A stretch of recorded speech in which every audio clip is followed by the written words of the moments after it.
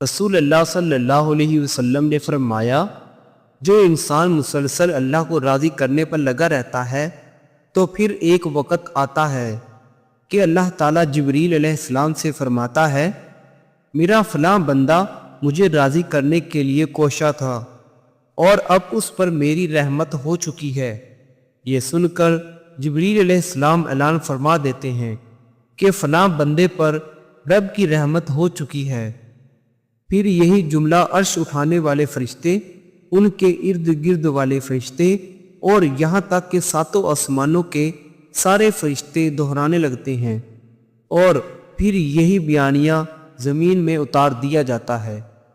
اللہ ہمیں بھی اپنے ایسے بندوں میں سے فرما لے، آمین۔ اے اللہ کے رسول، کیا وجہ ہے کہ جب ہم آپ کی خدمت میں حاضر ہوتے ہیں تو ہمارے دلوں پر رخت طاری رہتی ہے اور ہم دنیا سے بے نیاز آخرت کے طلبگاروں میں ہوتے ہیں، لیکن جب ہم گھر جاتے ہیں اور گھر والوں سے گل مل جاتے ہیں تو ہم اپنے دلوں کو بدلا ہوا پاتے ہیں۔ رسول اللہ صلی اللہ علیہ وسلم نے ارشاد فرمایا، اگر تم اسی کیفیت میں رہو جس کیفیت میں میرے پاس سے جاتے ہو تو فرشتے تمہارے گھروں میں آ کر تم سے ملاقات کریں۔